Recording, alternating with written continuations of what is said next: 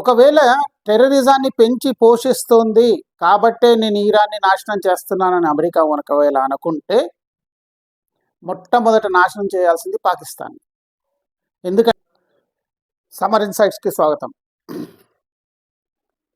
ఈ వీడియో మీకు నచ్చినట్టయితే సబ్స్క్రైబ్ చేయండి, మీ బంధుమిత్రులకు షేర్ చేయండి, లైక్ చేయండి, అలాగే బెల్ ఐకాన్ని తప్పకుండా క్లిక్ చేయండి.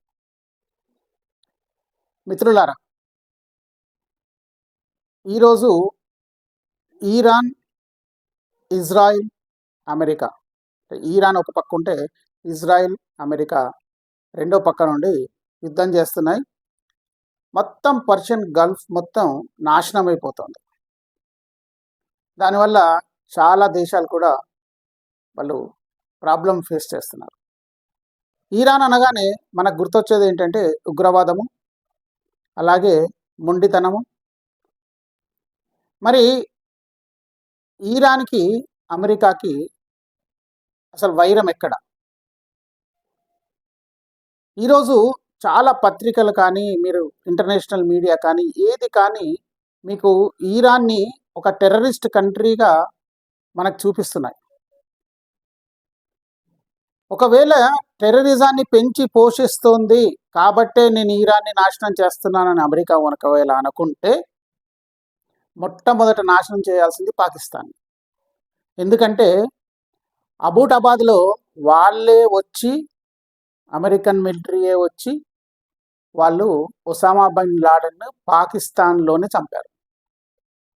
ఒకవేళ న్యూక్లియర్ బాంబు ఇరాన్ వేస్తుంది కాబట్టి దాన్ని నాశనం చేస్తున్నాను అనుకుంటే ఇప్పటికీ ఇరాన్ని పూర్తిగా జల్లెడ పట్టేసింది అమెరికా, ఇజ్రాయెల్ రెండు కలిపి. ఇంత విపత్కర పరిస్థితిలో కూడా ఇరాన్ న్యూక్లియర్ బాంబు ఒకవేళ వాళ్ళ దగ్గర ఉంటే అది వాడకుండా ఉంటుందా? దాని గురించి తెలుసుకుందాం. ఇరాన్కి అమెరికాకి మధ్యలో ఈ గొడవ మొదలైంది ఈరోజు కాదు, 1950 ప్రాంతంలో. 1950కి ముందు ఇరాన్ యొక్క చమురు బావులన్నీ కూడా యూరోపియన్ యూనియన్ కంట్రోల్లో, అమెరికా కంట్రోల్లో ఉండేవి.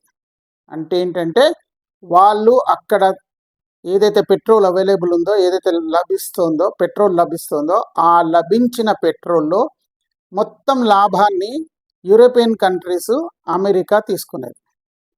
1950 తర్వాత ఒక ప్రజాస్వామ్యబద్ధంగా ఎన్నికైన ఒక ప్రధానమంత్రి మహమ్మద్ మొసాదేక్. ఈయన పూర్తి ప్రజాస్వామ్యవాది. ఈయన ఏమన్నారంటే ఇరాన్ యొక్క వనరులు ఏవైతే ఉన్నాయో, అంటే ప్రకృతి వనరులు ఇరాన్కే సొంతము, ఏ దేశానికి సొంతం కాదని ఇరాన్లో ఉన్న పెట్రోల్ బావులన్నింటినీ ఆయన జాతీయం చేశారు. ఇప్పుడు ఎలాగైనా సరే మొసాదేగ్ని గద్దె దించేయాలి. అప్పుడు సిఐఏ ఆపరేషన్ అజాక్స్ అని ఒక కార్యాచరణ తీసుకొని ఆ ఆపరేషన్లో ఏం చేశారంటే మహమ్మద్ మొసాదేగ్ని గద్దె దించి షా పహ్లవి అని అతన్ని గద్దెనెక్కించారు.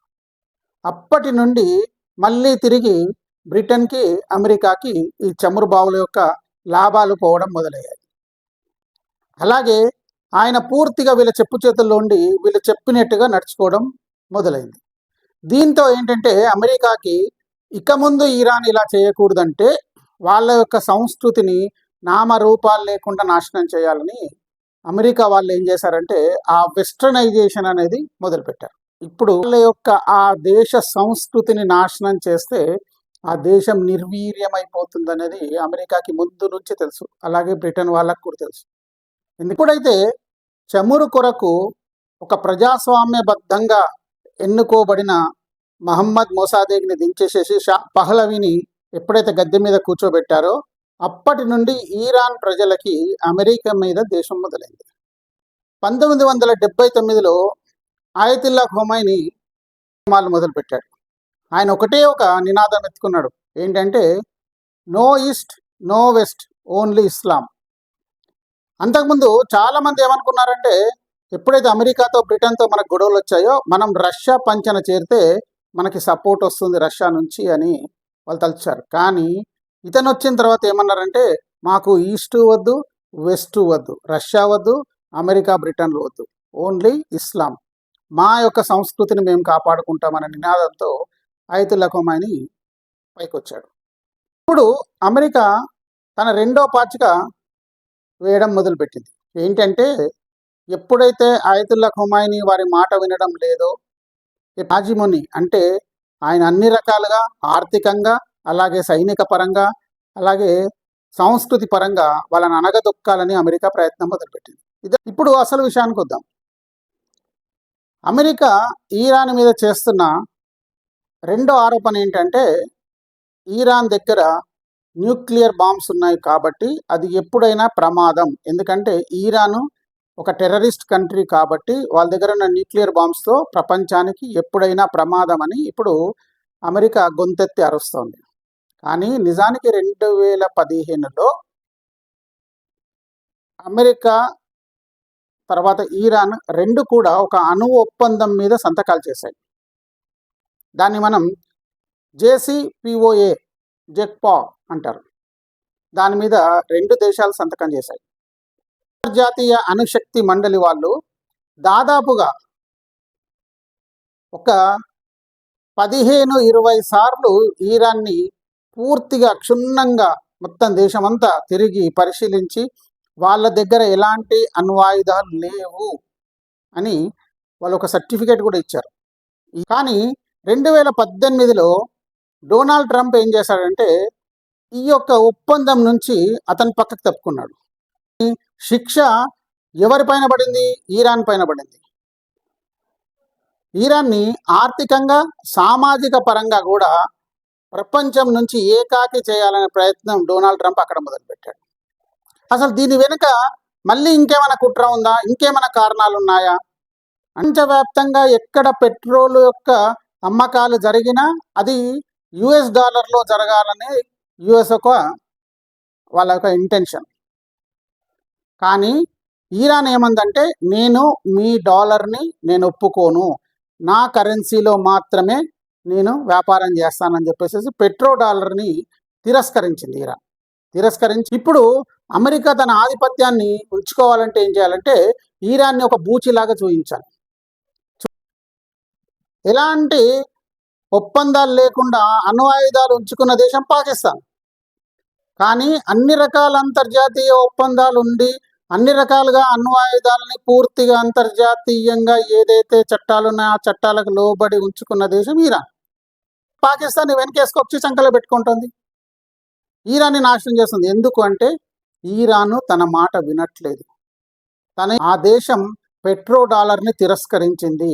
ఆ దేశం వాళ్ళ పెట్రోల్ బావుల్ని అమెరికా యొక్క లాభానికి ఉపయోగించట్లేదు. అమెరికా ఒక పెద్దన్న కాదు, ఒక పెద్ద మాంత్రికుడు. అలాగని చెప్పేసి నేను ఇరాన్ని మంచి దేశం అని నేను చెప్పట్లేదు, ఇరాన్ని సపోర్ట్ చేయట్లేదు. ఇరాన్ టెర్రరిస్టులకు సపోర్ట్ చేసింది, ఇరాన్ చెడ్డ దేశమే. కానీ అంతకన్నా చెడ్డ దేశాలు అమెరికా చంకలో చాలా ఉన్నాయి. ముందుగా నాశనం చేయాల్సింది వాటిని, ఇరాన్ని కాదు. ఇరాన్ మీద ఇంత పెద్దగా రివెంజ్ తీసుకోవడానికి కారణము కేవలం పెట్రోబావుల మీద తన ఆధిపత్యం పోయింది. అలాగే వెస్టర్నైజేషన్కి ఇరాన్ ఒప్పుకోలేదు. $1 మారకంలో ఇరాన్ ఒప్పుకోలేదు. ఈ 3 కారణాల వల్లనే ఈరోజు ఇరాన్ నాశనం అయిపోతుంది. కాబట్టి మిత్రులారా, మనం ఆలోచిద్దాం, మన దేశ సంస్కృతిని మనం కాపాడుకుందాం, భారతదేశాన్ని గర్వంగా ప్రపంచ పటంలో నిలబెడదాం. ఈ వీడియో మీకు నచ్చినట్టయితే సబ్స్క్రైబ్ చేయండి, మీ బంధుమిత్రులకు షేర్ చేయండి, లైక్ చేయండి, అలాగే బెల్ ఐకాన్ని క్లిక్ చేయండి. జై హింద్, జై భారత్.